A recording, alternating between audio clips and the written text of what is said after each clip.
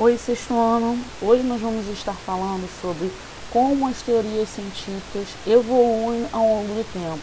É o capítulo 27 do livro de vocês, é a página 145. A gente vai começar falando sobre a física e a astronomia. Como assim a física e a astronomia?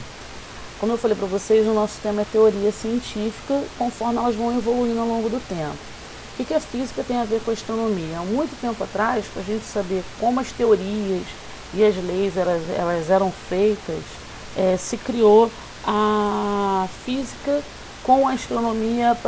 Era a relação que a gente tinha do conhecimento que a gente tinha aqui na Terra, junto com o que a gente observava ao nosso redor, como os animais e os astros, né? No livro de vocês, na página 146 e 147, tem uma linha do tempo, vocês podem estar acompanhando aí comigo. Tem uma linha do tempo onde diz exatamente, desde o início, onde os corpos celestes, principalmente as estrelas, elas eram vistas como divindade por civilizações antigas, até a construção de telescópicos que é para ser feita pesquisa por astronautas, para que a gente possa verificar a existência de outros planetas, de uma Via Láctea, de outras galáxias. Só que nessa linha do tempo tem coisas importantes. Eu listei para vocês aqui somente as coisas mais importantes que vale a pena a gente ressaltar. Como que? Pitágoras, que ele sabia que a Terra e a Lua e outros astros, eles eram semelhantes a uma esfera, a uma bolinha. Heraclides, que foi um dos primeiros a explicar a rotação da Terra, tá? Ele sugeriu que a Terra girava diariamente sobre o seu próprio eixo. Assim a gente podia explicar o que era o dia e a noite. Se vocês podem observar aqui, eu estou falando isso 388, 315 antes de Cristo. Então é muito tempo. São teses, são teorias, leis que eles criaram a partir da observação. Eles eram físicos, alguns químicos, mas outros eram físicos. Então eles relacionavam o conhecimento que eles tinham com a física e com a química com a astronomia. Aqui a gente também tem Aristóteles, tá? Que observou os eclipses. A gente tem também uma parte muito importante que a gente sempre fala, principalmente na ciência, Galileu Galilei, que usou os conhecimentos que ele tinha de matemática, física e astronomia para aperfeiçoar um telescópio que existia e observou a Lua, Vênus, Júpiter e outros planetas, tá bom?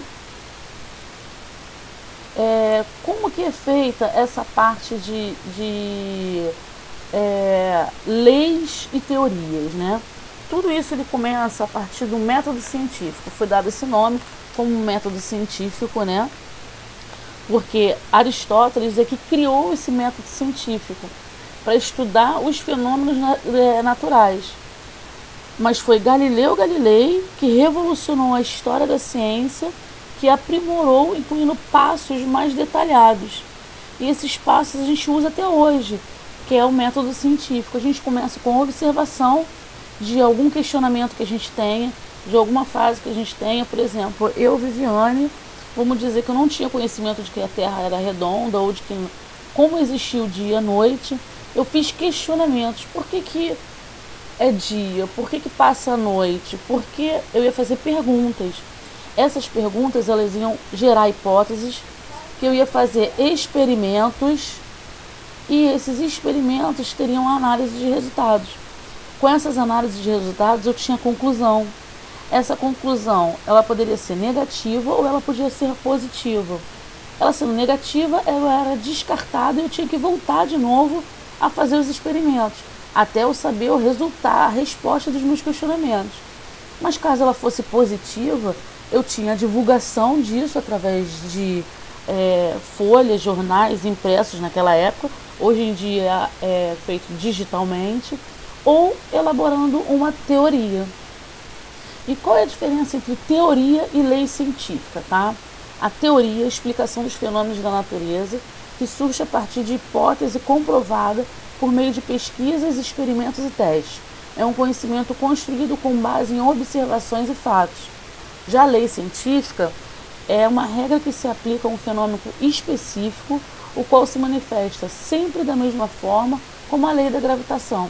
Então, ou seja, a teoria eu faço testes, pesquisas, experimentos. É um conhecimento que eu construo através de bases, através de fatos. Essa teoria ela pode ser derrubada por uma outra pessoa. Já a lei não. A lei eu não tenho como derrubar essa lei. Eu posso implementar ela, mas eu não posso derrubar.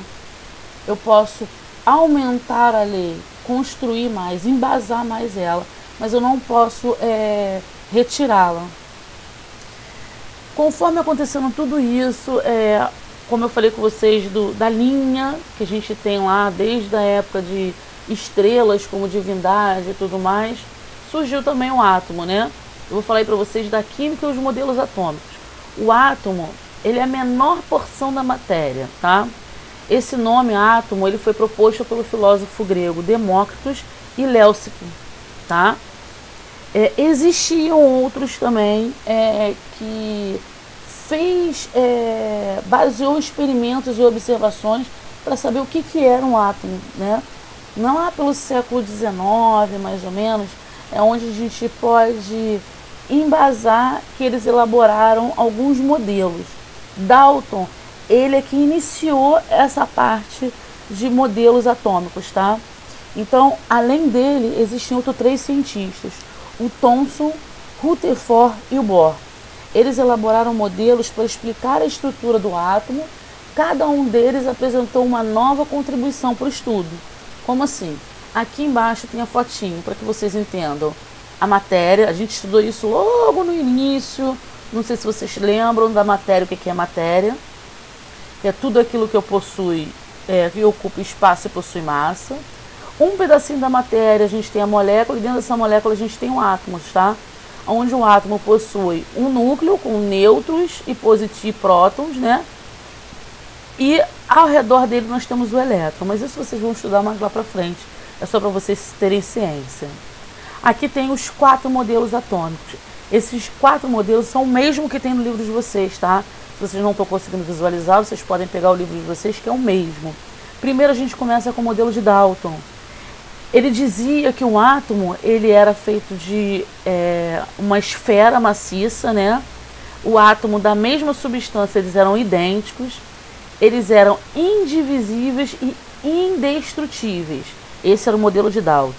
Logo em seguida veio o modelo de Thomson, que ele desconstruiu algumas coisas que Dalton falou, onde o átomo era neutro, o núcleo era positivo e os elétrons eram negativos. Ou seja, eles foram completando o que o Dalton estava falando.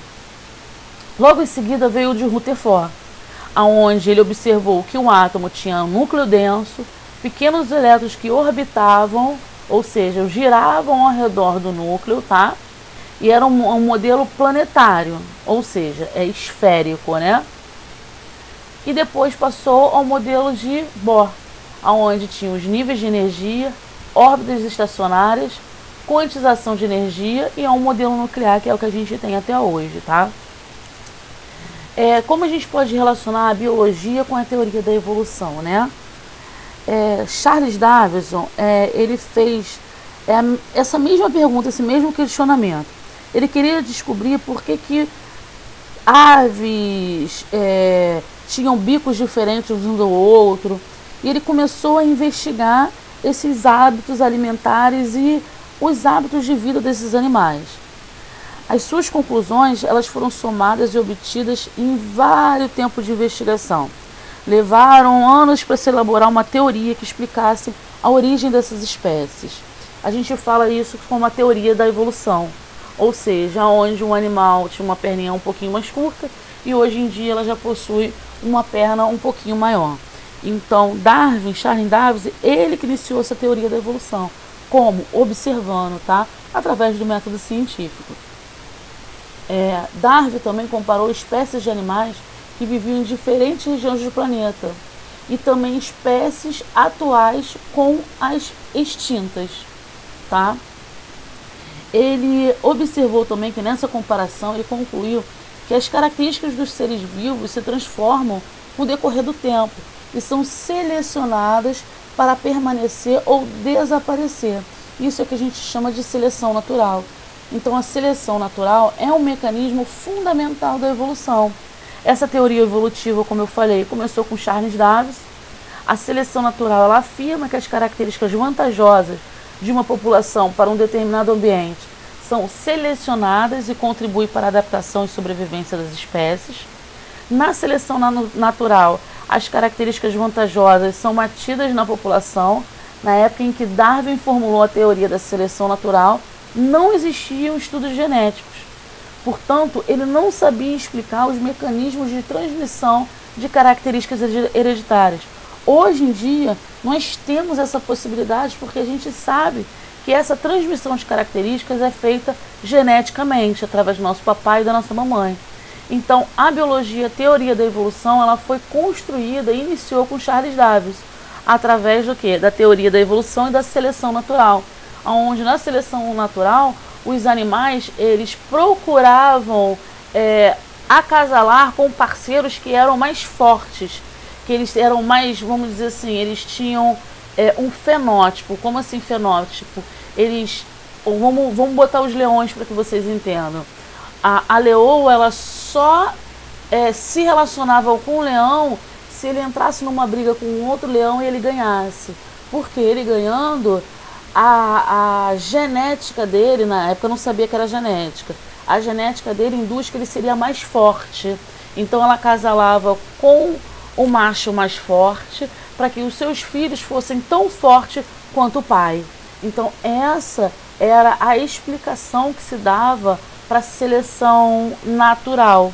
É onde os animais eles tinham essa naturalidade de selecionar os seus parceiros. Então, nesse capítulo, eu falei basicamente para vocês como a teoria científica ela evoluiu ao longo do tempo, através de métodos científicos. Aí eu mostrei para vocês como a física e a astronomia elas estavam interligadas, como eles fizeram isso para interligar essa física com essa astronomia. Mostrei para vocês os 4 tipos de modelos anatômicos que a gente tem, né? Que foi Dalton, Thomson, Rutherford e Bohr. E eu falei para vocês também a biologia e a teoria da evolução. O que é a teoria da evolução e o que é a seleção natural. Vocês tenham uma ótima semana, não deixem de fazer os exercícios. Um abraço.